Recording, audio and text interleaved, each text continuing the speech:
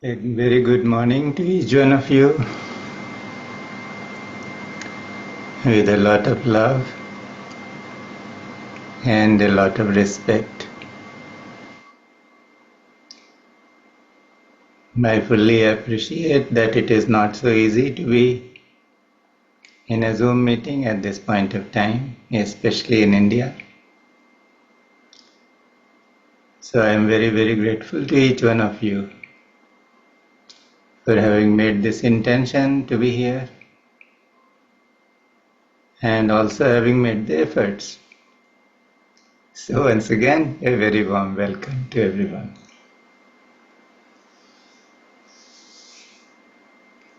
I was wondering if I should have closed the series yesterday. But then this thought arose that many persons are new. So I should introduce or speak about the masters other than my guru, whom either I met in person or was blessed by.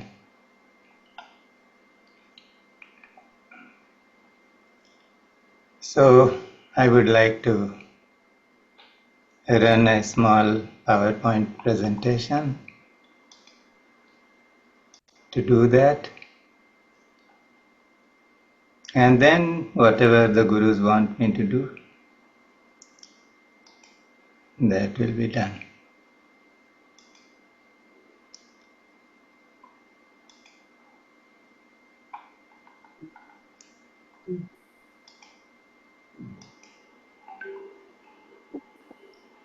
So can everyone see the slide? Yes, we Yes, can. Uncle. Okay, thank you.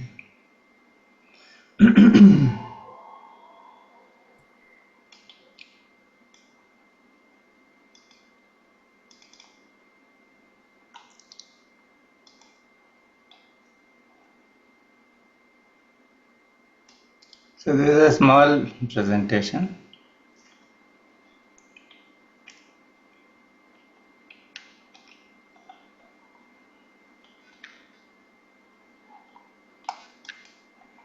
And how do I go forward? Now the screen is locked. Okay. So this first slide you see is about the lineage of my guru. Guru Mai Swami Chit Vilasanand is in the middle. On her right is Baba Muktanand, her guru. You see his eyes are very magnetic. If you look into his eyes for some time, you will receive Shaktipat for sure. And that is why this picture was known as the Shaktipat photograph. Because Baba is staring into the camera and then through the camera he is staring at you. So when your eyes lock, his energy starts moving inside you. And on Guru Mai's left is an older picture of Bhagwan Nityanand, Baba Muktanand's guru. And Baba Muktanand in a younger form is sitting there by the feet of his master. So this is the lineage I was blessed by through Guru Mai Swami Chidvilasananda. And I can never be grateful enough for this act of grace, because as I shared, I was not willing to go to a guru. I was a skeptic. I thought the gurus run their own business.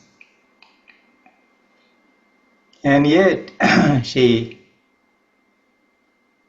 sent a message that I should come to the ashram, and even before I met her, she gave me the experience, though I did not value that experience then. But it became more palpable and I understood who the guru is. Otherwise, I would have remained enveloped in my own arrogance and ignorance. and this life would have been a waste.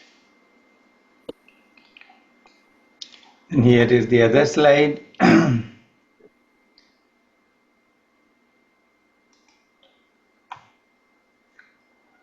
So in the middle is Mr. Soli Tavaria.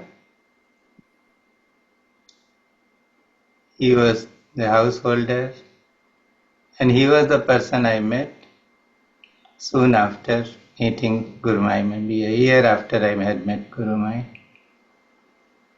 I will talk about him a little. He was a very charismatic person, a householder. And what I understood from him was that he was a liberated soul, a Jivan Mukta. And in this lifetime, he was just playing his own game, preparing his flock of disciples through his teachings and his love, never insisting upon anything. Because he knew that all those people who came to him were great intellectuals and they were not ready to have a guru in their life. So he was like the gardener who takes care of the plant in the initial stages. He was taking care of them, nurturing them. And in some other lifetime, when he comes back, all these people were to be brought to him, and then he would be the guru to them. But by that time, they would have matured enough to withstand his fire. Because as I said, the guru is fire, he burns the ego.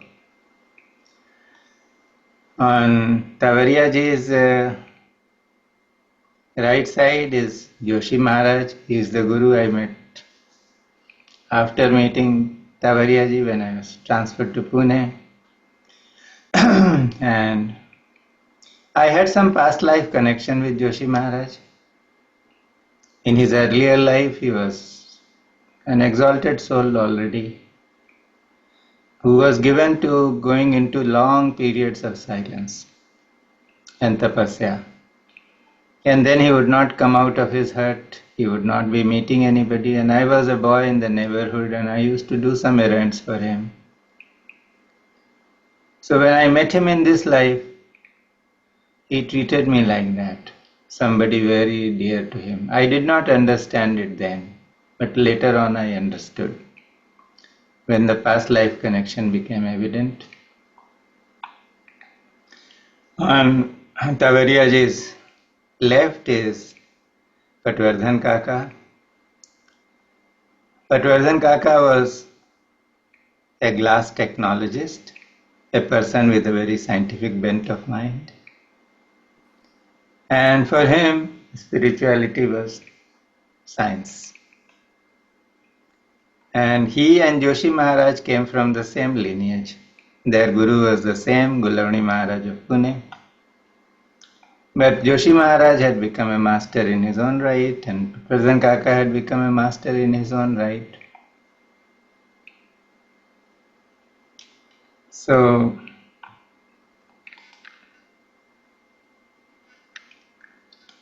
then,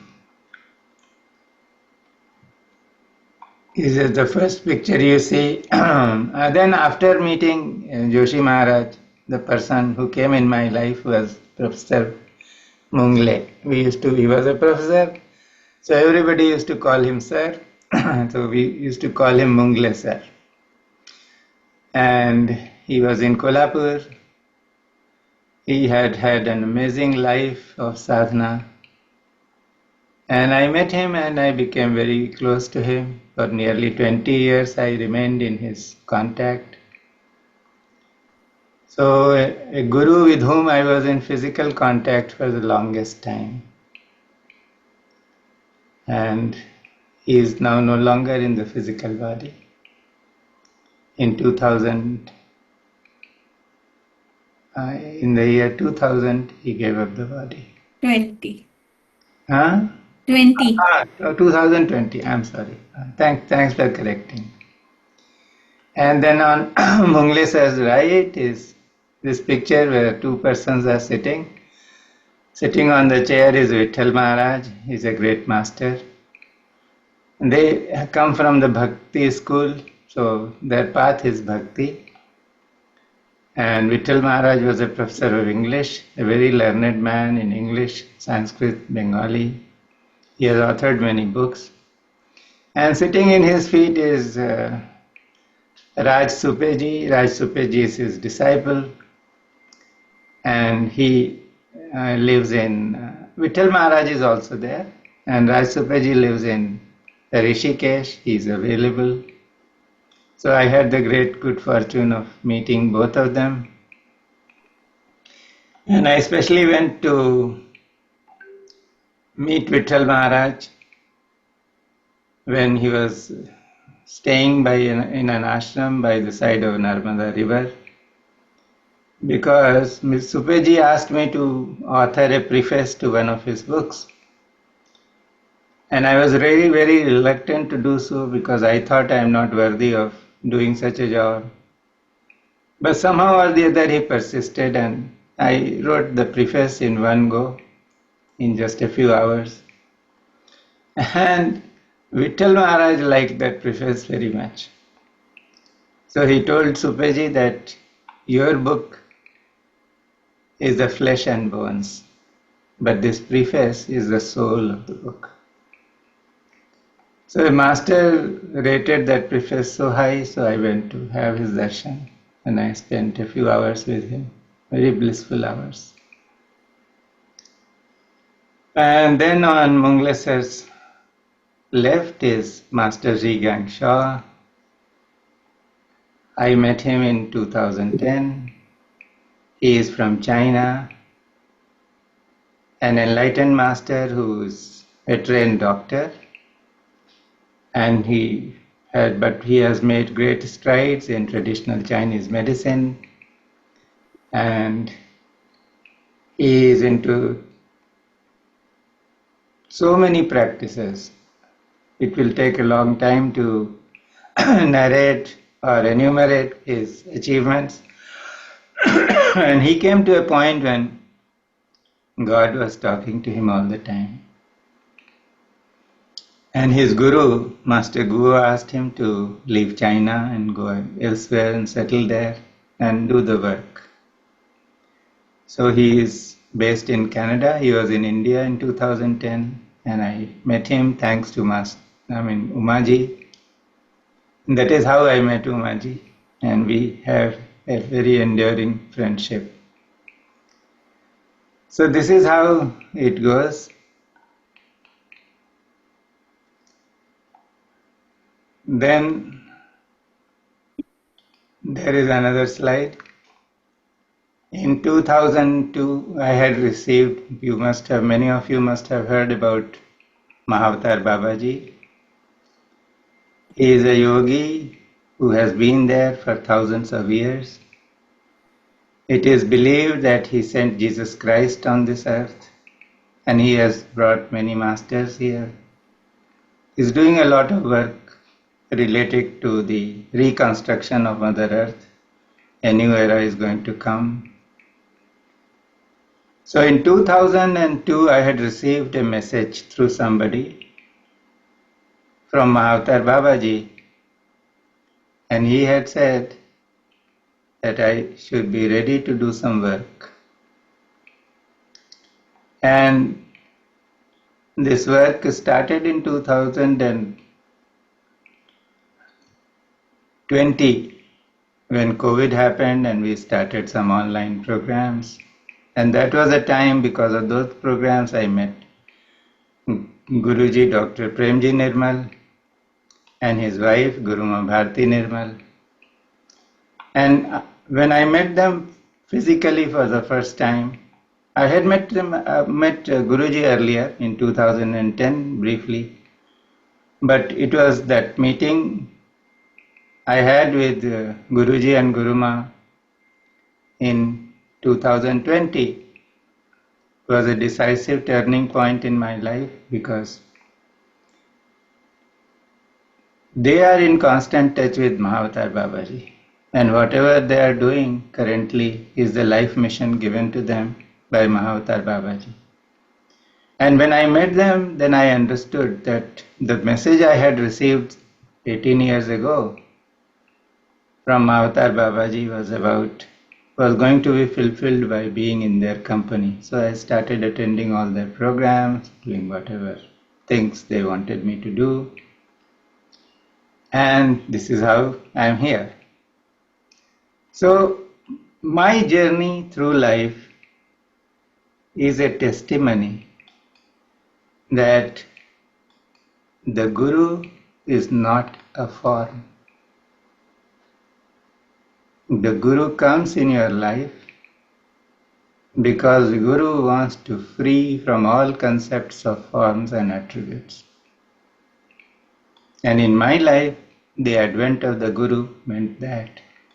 Because one after the other, I kept meeting Gurus or Masters, or I received messages from them that were a kind of blessing. And these personalities or this Guru element determined the course of my life. And this is how I am here speaking to you. So I will stop. And it is not an accident that you are here.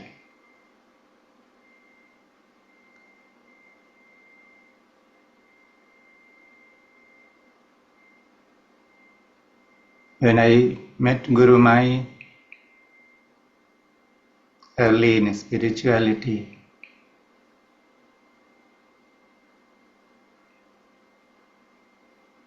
we were asked to do a satsang in Mumbai.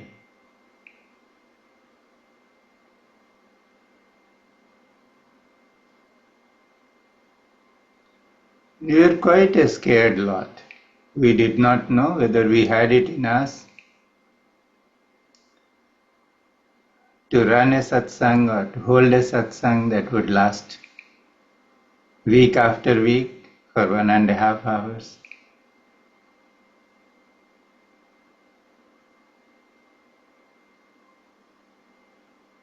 And there was much emphasis that we have to impart a lot of teachings, we have to do this, we have to do that. And just when the satsangs were about to start, we had the chance to meet Guru Mai very briefly.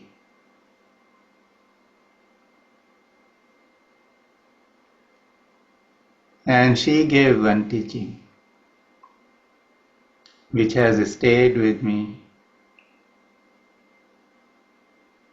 every single moment of my life. She said, do not give scriptural teachings. Do not talk about God. You are not authorized because you are not living in the experience of God all the time. So if you talk about it, you will be using your intellect to repeat certain teachings which are appearing in the scriptures, and you will be like a parrot. The parrot keeps repeating what the master is saying, but the parrot doesn't ever become a master. So what do we do? And she said, share your experience of the Guru with everyone. The Guru has entered your life has transformed. So put your finger on the transformation.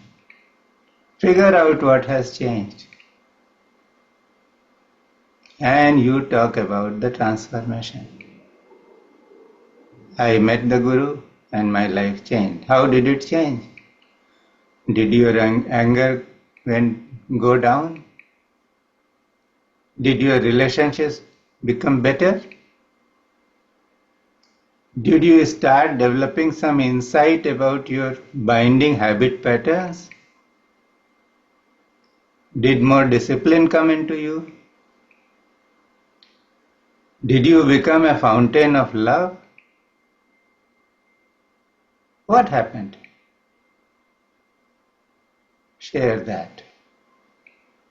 And then she said, everybody in this world is looking for transformation.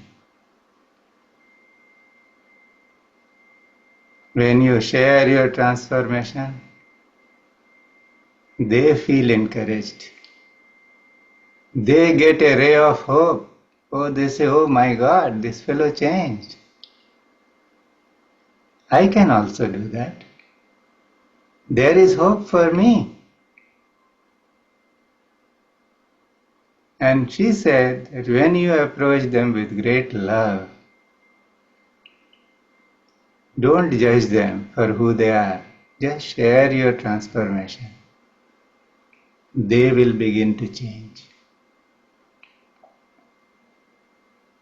And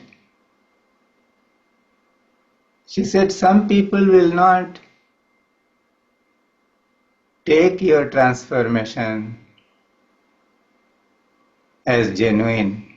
Some people may think that you have conjured up something about yourself and you are talking through your hat.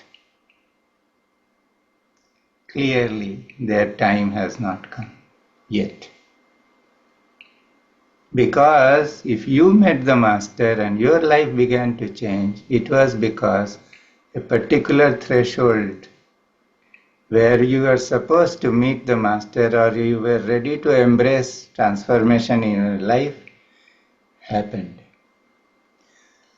So when you talk to people, some will accept what you are saying, they will change. Others will laugh at you. They may scoff at you. They may just dismiss you. Don't worry. It is their mind and ego that is talking. But their soul knows that what you are saying is the truth for you. So you are planting a seed. That seed will remain hidden. There are many seeds that are dropped in the ground. They take their own time to sprout, but they become a tree. So the seed you plant, maybe in this lifetime when this fellow's intelligence fails, when he is surrounded by too many difficulties, when he loses that ego, when he finds out that he cannot do everything by himself, then this teaching, this seed will sprout. So in any case, by talking about the Guru, you are doing everybody a great service. She said that there are people who are good people. They are doing this sadhana. They think they are doing it. They are caught into their own rituals, their own practices. But they have something in them which by repeated actions they are only reaffirming, making it stronger. When you undergo transformation, you are ready to let go of everything for the real experience. And by talking about the Guru and your transformation, you can create an opportunity where such a thing can happen in others. So your program has to be about transformation. It was such a great teaching. And I talked about the Guru. Even now I do the moment, because each time you remember the Guru, your heart opens up. For me, the turning point was that when this realization came that, oh, I was like a garbage bin. And the Guru knew everything about me. And yet, she gave me a place near her feet. She did not discard me. She did not say that, let this stinking fellow disappear from here. So this is what each one of us has to become. And then we will transform because of the love, and the other persons also have an opportunity to transform. The other teaching that Guru Mai gave was very instructive. She was going on one of her foreign tours. We were sitting in the ashram. She started talking to people. It was an informal setting. And she picked up the mic and she was speaking. And suddenly she looked at this gathering. There must have been maybe 700-800 people,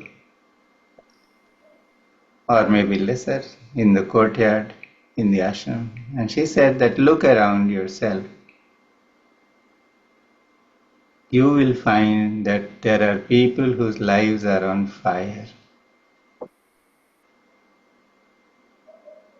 So always ask yourself, what can I do for them?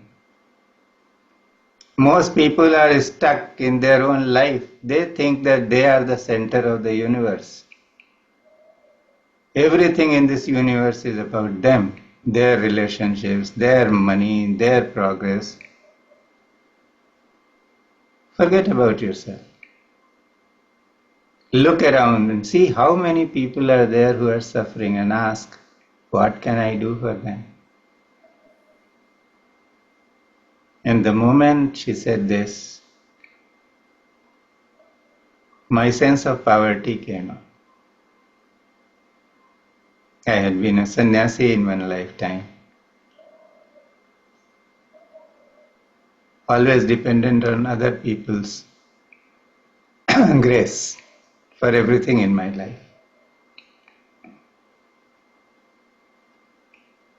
So I thought, oh my God, this message must be for the rich devotees of Guru Mai,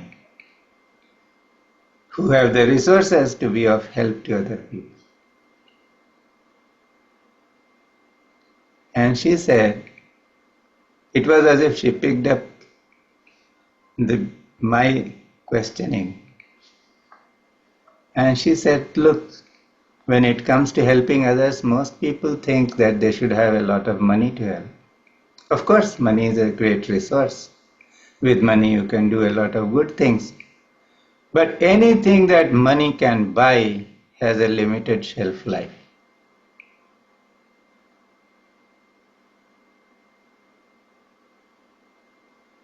You have, and it is the easiest to give. You just open your purse and give the money.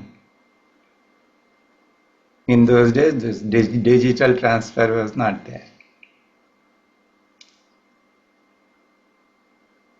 She said that whatever money buys will not last. So what is it that you have which is more important than your money? And she said, your time.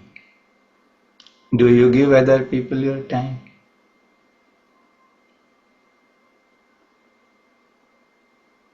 If somebody is sick, do you ask them how they are feeling? She said there are so many people who are suffering so badly. They just want somebody to listen to their challenges in life. Do you spare your time to talk to them, to give them an opportunity to vent out whatever they are holding? She said, if you listen to people without judging them, that itself will be healing. You are healing them. So give your time to others. It does not mean that you become involved in their grief, their suffering. But listen without judging, without getting involved. So you will become a medium in which people can see themselves more clearly.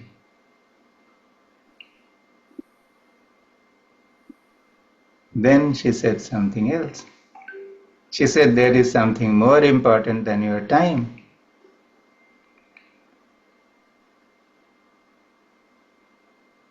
And after a pause, when we were wondering what is she going to say next, she said,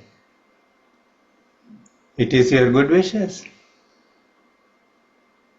She says we are becoming so formal in life. When we go to somebody's house, we never forget to carry a gift. Because this is a tradition in society. See, why has he come empty-handed? He should have brought something, or we think we should take something along, so we take something. But she said that when you are there with that person in his house, in his setting, do you take a moment to wish him well? Do you ever make an intention that let this house be a happy house? Let people living here have happy relationships. They may experience bliss and support. And she said, make that intention. If your intention is coming from a pure heart, it might happen. The lives of those people living in that house will be blessed. But do you do that? If you don't do it, then do it from now on.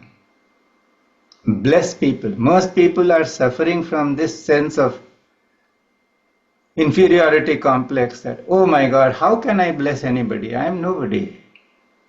He said, you are dishonoring God. God is living inside you as you. So why can you not bless others? Bless them. And then came something which really changed my life forever. And she said there is something more important than your blessing.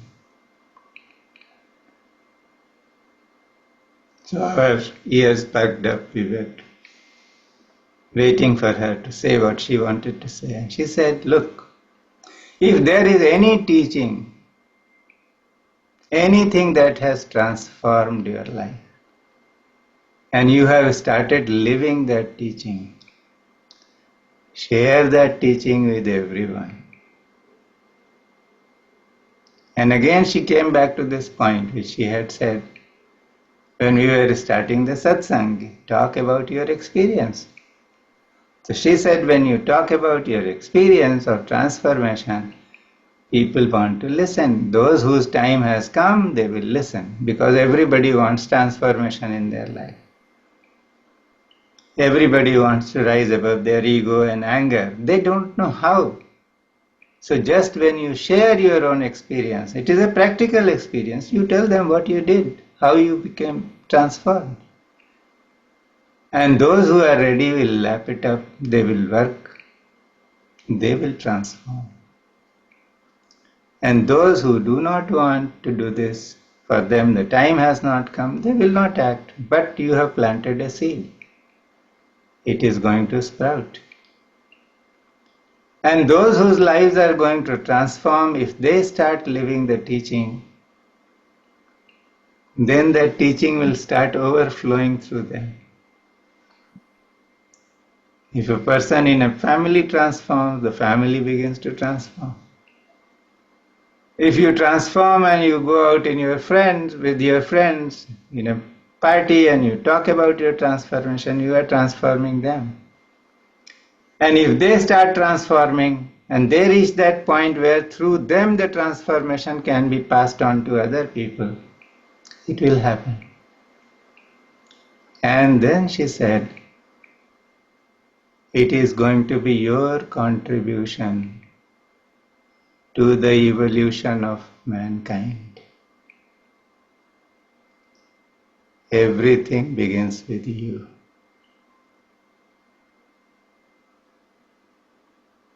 What a beautiful teaching.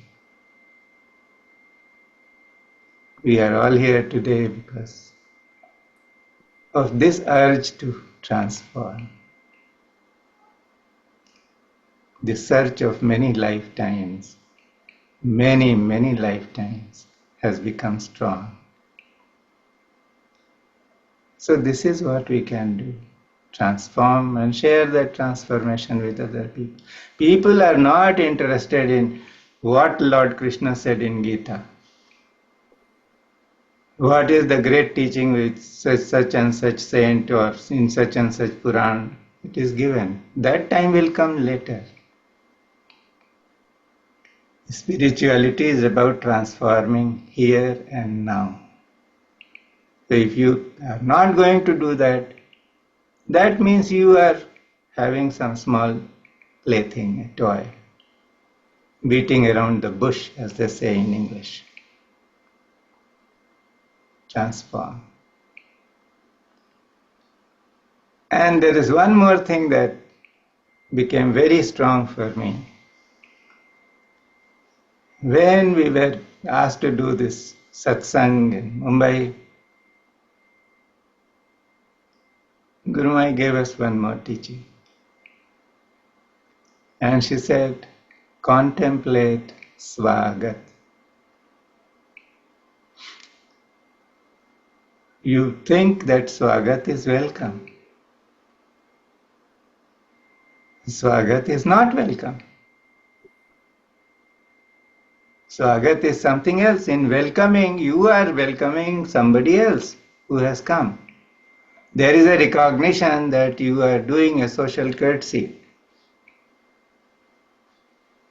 Swagat is not that. Swagat means Swa Agat. I have arrived.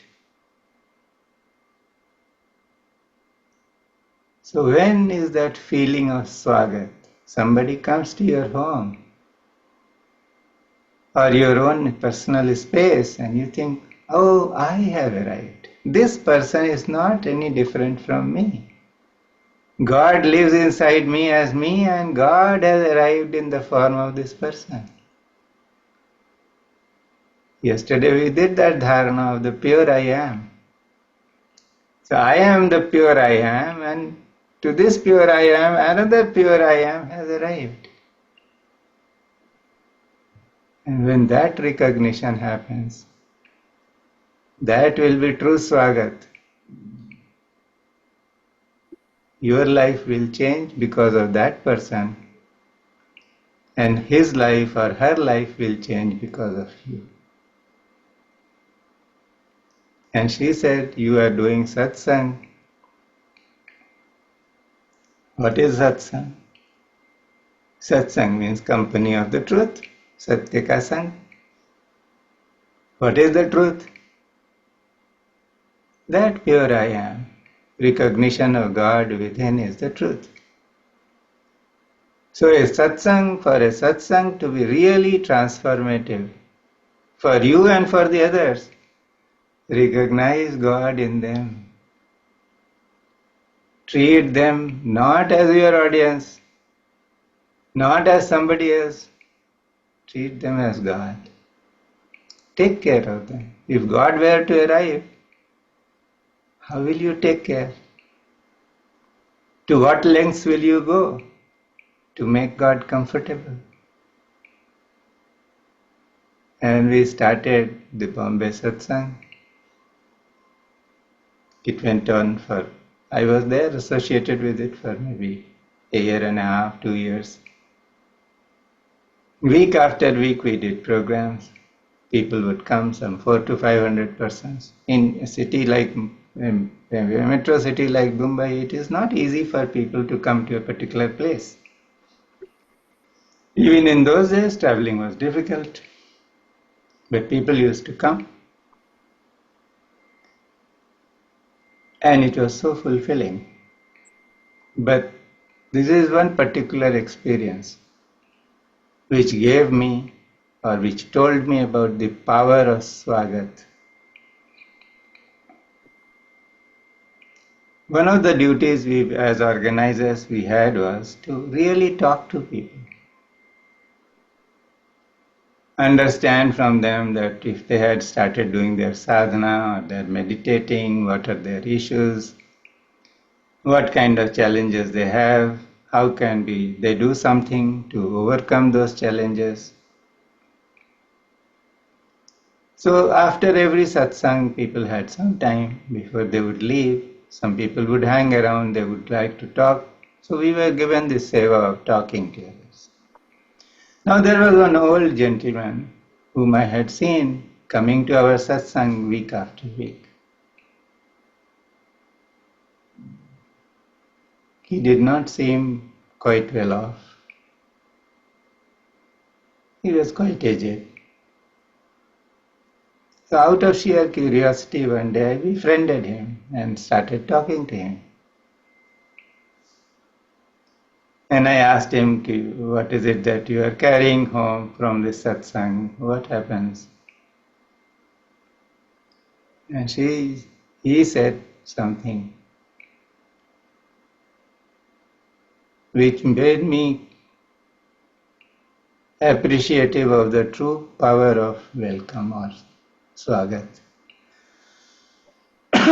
He said, well, I don't understand anything that you are talking about. I don't understand the self, I don't understand grace, I don't understand anything. But I come here week after week. Why? He said, I live in a... He used to come from Borivali, which is quite far off. He said, I live with my son and daughter-in-law. My wife passed away several years ago. I have no company. And my son and daughter-in-law don't want me to go out and roam around in the streets on my own because they are scared that I may be hit by some speeding vehicle or there may be something that might happen to me. But I come to this Thursday satsang week after week.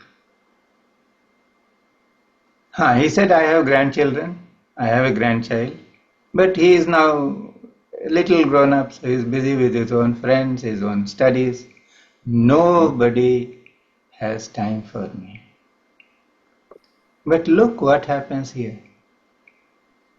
Sometimes I come early, I have to go, I take an auto from my home, go to Borivali railway station, catch the local, come to Churchgate, walk from Churchgate to this place. It was quite close to Churchgate.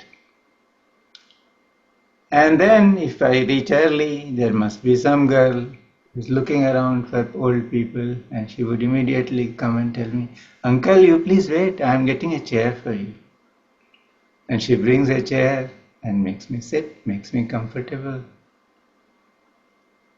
And then when the hall opens, people start. And she will come and say, Uncle, don't rush. There is a rush. I will come and take you.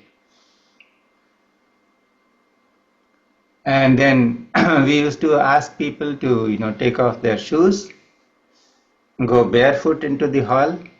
But we would give them a small plastic bag in which they could keep their shoes with them. And when they would come out, then somebody will collect those plastic bags and people would wear those shoes. So he says that, so this girl would come when this rush has, sort of died down. She'll come, take a torch, take me inside the hall, guide me to a seat, make me sit. And then before she makes me sit, she tells me, don't move from this place. I will come and take you out when the satsang ends. And when I come out, then somebody or the other finds another chair for me so that I can sit and wear my shoes again. And he said, tell me, where else in this world do you get this kind of love and care? And it is this love that draws me like a magnet to the satsang.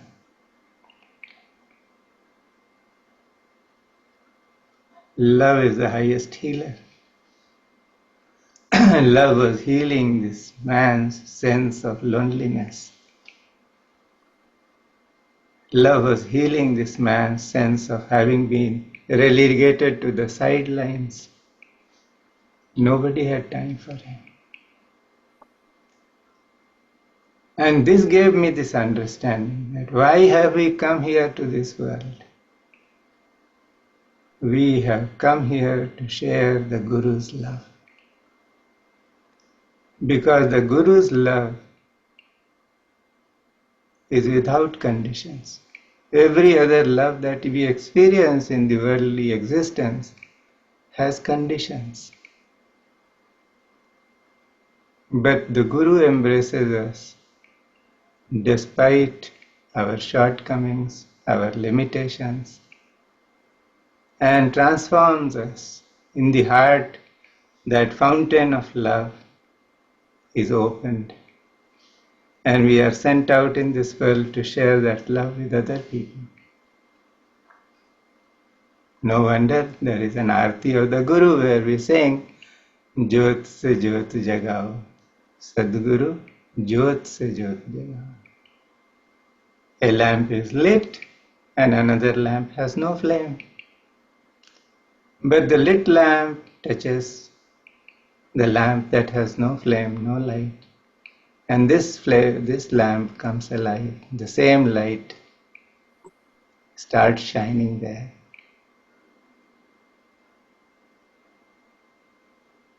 So it is time for everyone to look beyond themselves. Because meeting other people, talking to them nicely, listening to them, being with them, appreciating them, they may not appreciate themselves, but the fact is that God has chosen to live inside them as them. So as awakened beings, having experienced love from the Master, or having love given by a satsang or received in a satsang, it is our duty to appreciate everybody and help them. Because love is the biggest healer. And love is God. Because the definition of God is simple. Purnamadaha is perfect. That is perfect. Purnamidam, it is also perfect. And from the perfect is out of the perfect is taken out, and yet what remains is perfect. So you have love in your heart. You meet somebody with great love. That love gets awakened in the other person's heart. You do not lose anything. And your love, nobody can steal. People can steal your heart, but they cannot steal your love. No king or government can take away your love by taxing it. You cannot lose. It does not decay with your body. The body is going to decay. But if you have a loving heart, that love will remain ever young. So this is the gift that we are here to share with everyone. And the Guru gives us the gift of that love. So my journey of meeting so many masters in person has been a journey of love. I was not a great disciple. I was not a great practitioner of anything. There are people who are very disciplined, great practitioners, and yet the masters did not forsake me. They gave me a chance to be with them, to sit near their feet, and they gave me the gift of love.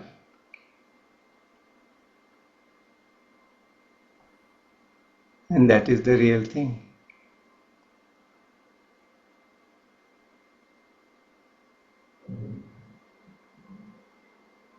The other master I met,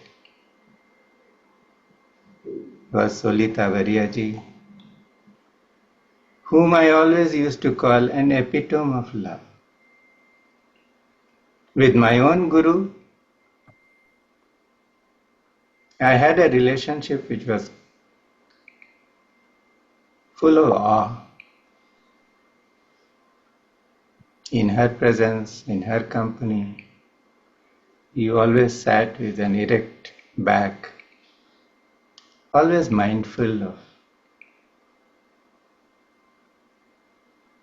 what you were thinking, what you are saying. But things were different with Tavariyaji.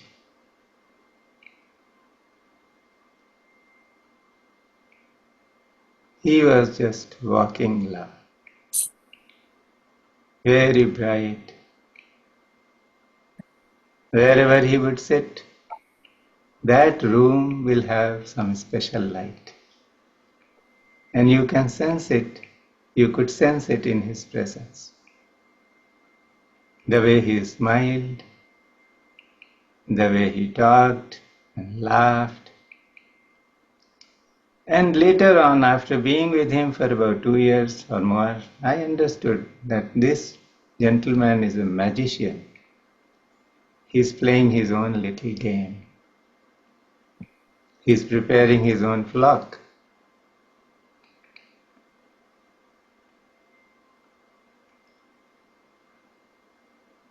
But what was he doing? He was making himself available. He was not doing anything at the time I met him. But on an average, every day he used to receive 200 calls from all over the world. And people would ask him all kinds of questions about their worldly problems. The amazing part was that many of his own family members were not really aware of the spiritual heights that he had attained. And they did not receive those things from him. Others did. And he was comfortable with it. Because he was not here in the business of changing anybody. He was just in the business of sharing love. He had amazing healing powers. In his child, when he was 6 years of age, his guru had appeared before him in transcendental form. And his training started that early. Every day at 4 o'clock, the guru would be there. So initially he thought that the guru is in the body. And he was in a Parsi school, which was where things were very formal, and he was always scared that if this man comes here dressed in a dhoti kurta, and someday, one of my principals or the principal of the school or some teachers would spot him and he will be ridiculed. So he would keep asking him not to come. And one day the guru grabbed his hand and said, "Look, come with me." And he took him to the football field. And he found that his guru was thin air through which people were walking. And the guru was laughing and nobody seemed to hear. And the guru said, "I am in the transcendental form. I am already liberated. I was in the Siddha Loka, the Loka of perfected beings. But you were my disciple in the last life, and you did not become enlightened. So I had made this intention that I will be with you in this life of yours and see that you become enlightened." So that is how I come to you every day. And I am going to keep coming as long as you do not raise yourself to the level of enlightenment. And thereafter, it will be still easier. The moment you will remember me, I will be there. This was Solibhai, having such a master, so compassionate. And the master put him through a very rigorous training. In the initial years, the master asked him to stand on one leg in Vrikshasana, the tree pose. and do the Gayatri mantra for 1.5 hours. And the condition was that the leg should not go down. The other leg which he is holding up should not go down. And he would try, but the leg would go down. He was a child. And the Guru would appear the next day and ask him, what did you do today? I mean, this morning, did you do it nicely? And he would say, yes, I did it nicely. And the Guru would smile and say, no, no, no, you are lying. You brought down your leg 3 times, 4 times. So this is how the Guru nurtured him. And he became a great yogi. He wanted to become a sannyasi, a monk. He said, I will not marry, I will become a sannyasi. So one day the Guru told him, okay, you want to become a sannyasi. So where do you want to go? So at that time, Swami Shivanand was a very popular figure in the world. So he said, I want to go to Swami Shivanand. So the master told him, okay, you write a letter to him. In those days, this was the only means of communication. So Tavariyaji wrote a long letter listing all his accomplishments, what he was able to do and what not. And then expressing the desire that Master, I want to come and be with you and serve. And he received a one-line reply, you are not required here. And then the Guru said, you wanted to go to Swami Shivanand, now he has rejected you. So you are stuck with me. He didn't want to marry. So Guru told him that now you are of age, you should get married. He said, no, I cannot marry. Okay, Shivanand may have rejected me, but I refuse to take up a life of a householder. So the master said, okay, as you wish. So he was doing a job in Bombay Port Trust. He had not taken leave for some time. One of his relatives ran a hotel at Chorwad, which is a town by the seaside. And this fellow became sick. So he sent a letter asking Solibhai to come and manage the hotel for a few months while he was recovering. So Solibhai told his Guru that I have received this invite from my friend, my relative, and he is ailing, so he cannot attend to the duties in the hotel. So he said, okay, you go. You have not taken a holiday. I will also not come. I am also on holiday. But when you come, the day you return, I will come back. But the Guru gave him this task. He said, there is only one task for you.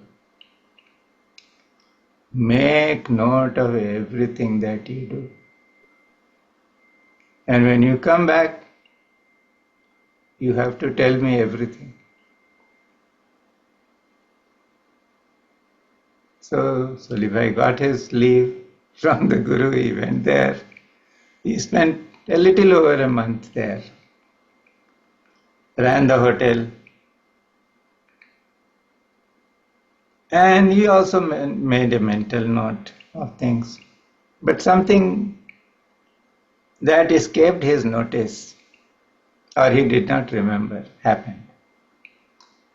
In that place, there was a girl who did not have parents, and she was living with this relative.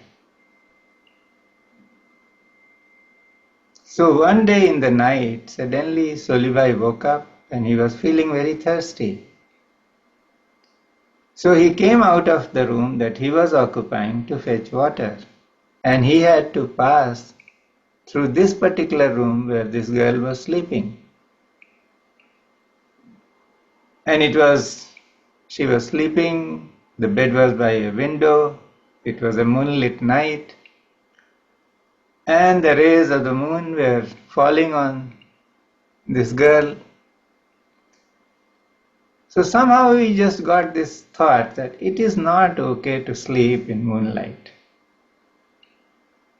So it was a hotel, he found a sheet and he came and he put that sheet over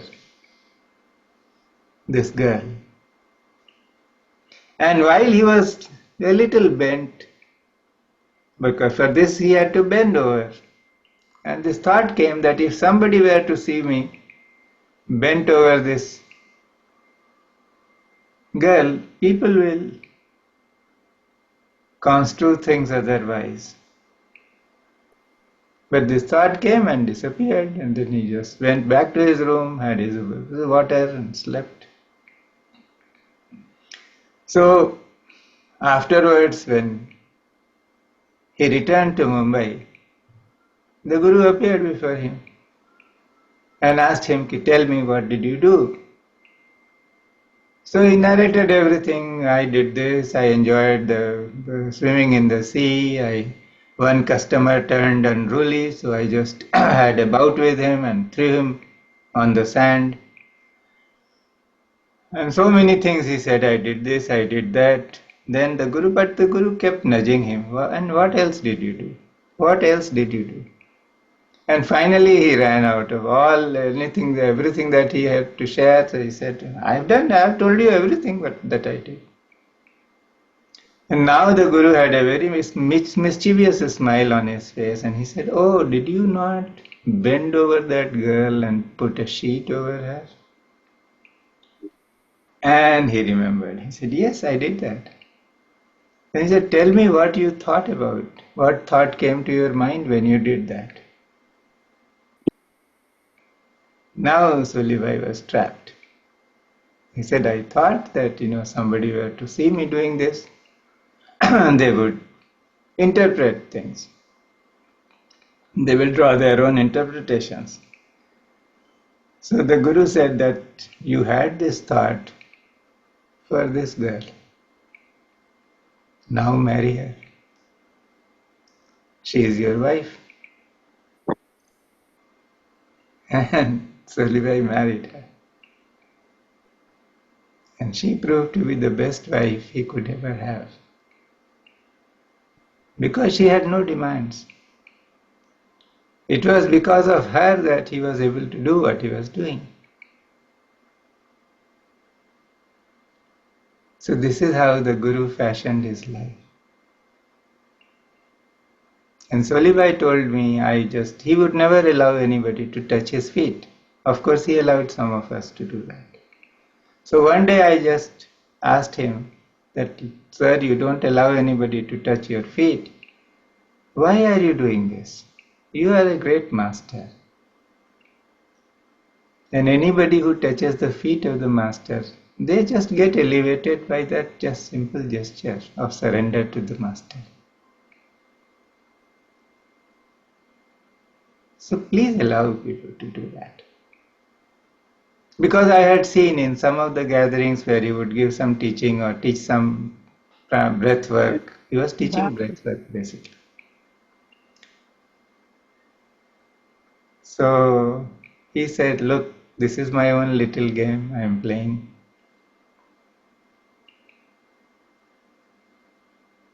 And this is not my last life. I will come back to this planet after 1600 years. And all those people who come to me for medicines, for some advice, for learning this breath work that I am teaching, all these people will be brought to me again. But when they come here, I give them something. And that something will allow them to grow spiritually. So when they meet me after 1600 years, I will show them the Guru's form." He also said the Guru is fire. People do not have it in them to withstand the fire of the Master. So I am preparing them. And when they meet me, and when we meet again after 1600 years, then I will flog everyone. And they will not be able to run away from me. And then he said, "Son, you don't know. For how many lifetimes has the Guru waited for you, patiently, watching every move? Only when you are ready, the Master appears. But the Master has never left you. His patience is enormous.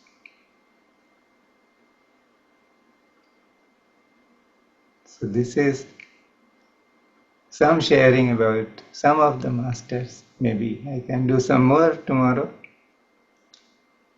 Because for me, talking about the Guru is talking about God. For me, Guru is God. They are inseparable. Whatever experience I have, that has come from the masters. And every master is nothing but living love.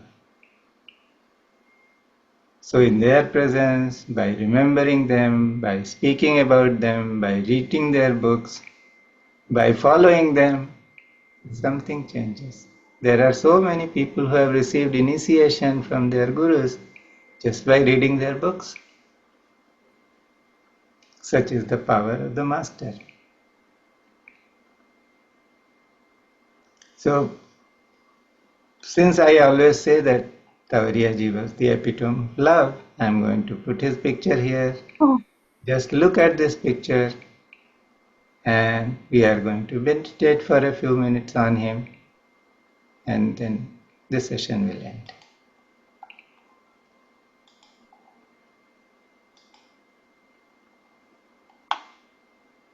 Can you see? Yes, we can see that. Yes, we can see.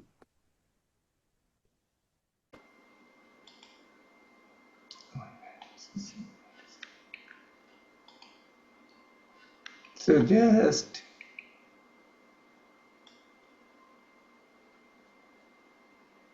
meditate upon the glorious form of Tavariyaji. Look into his eyes, his face.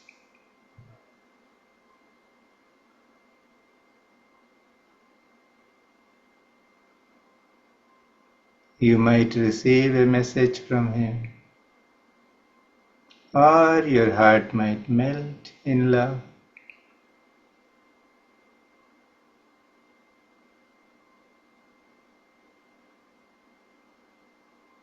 It is your private time with him.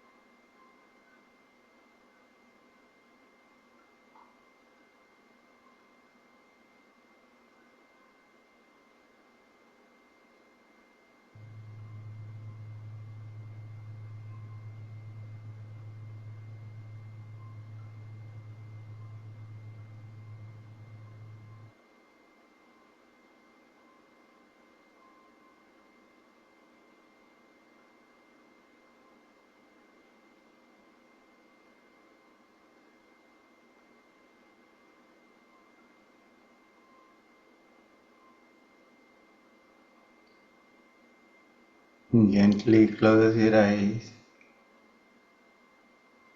and feel Sulibhai's presence in your heart.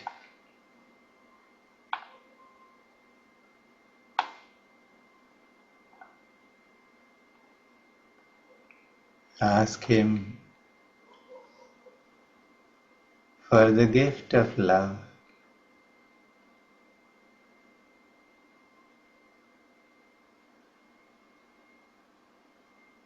Love for yourself,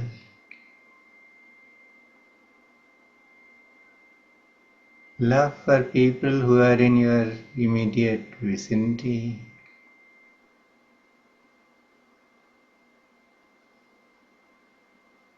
love for the neighborhood,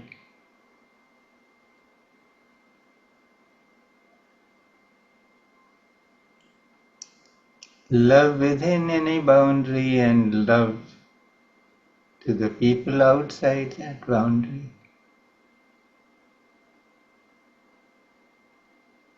Love for Mother Earth.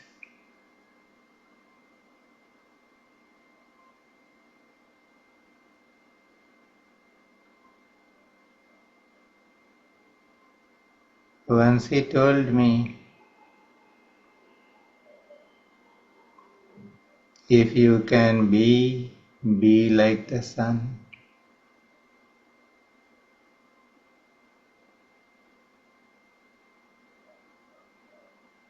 He gives his light and heat without any discrimination. He is there for everyone.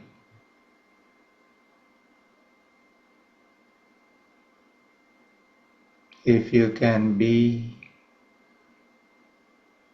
like the earth. She withstands everyone's weight. She is supporting and nurturing every kind of life. She does not discriminate. She never holds herself back and reserves herself for any particular class of people.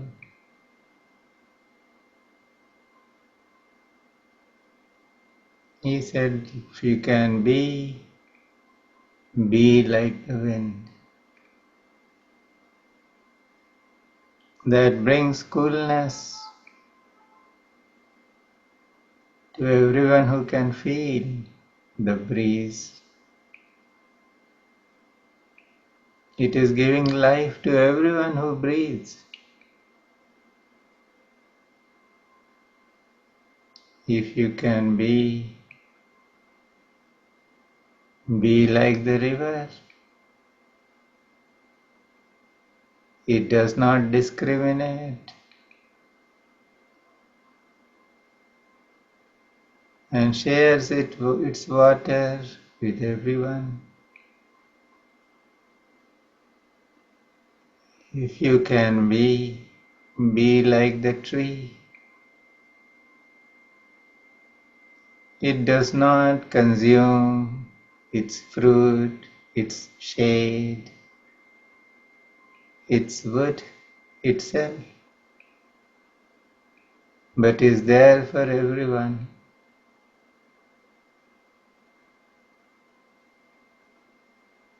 So let Solibhai's words go into your heart. The saplings that are going to grow, and through you these will attain fruition.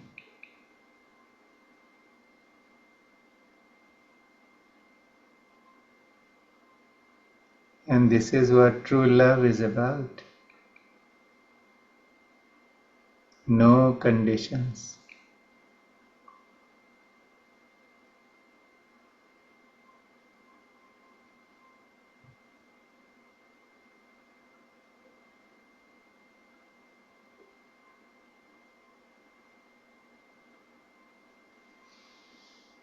Gently start becoming aware of your body and the breath.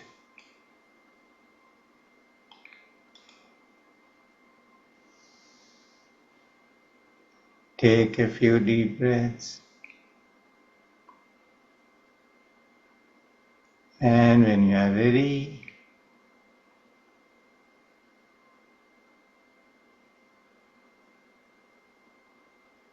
you can open your eyes. The masters come here to shine their love upon everyone. And in recognition of that, let us chant the Shanti mantras,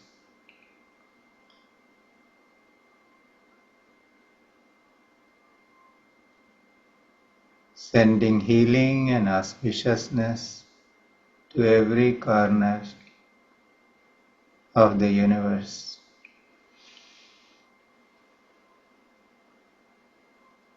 Om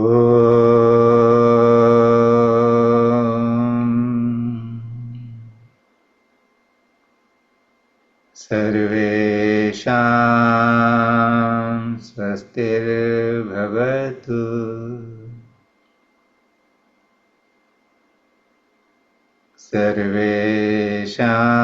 Sarvesham Shantir Bhavatu Sarvesham Purnam Bhavatu Sarvesham Mangalam Bhavatu Om Sarve Bhavantu Sukhino Sarve Santu Niramaya Sarve Bhadrani Pashyantu Ma Kaschid Dukkha Bhag Bhavet Om Shanti Shanti Shanti Sadgurunath Maharaj Ki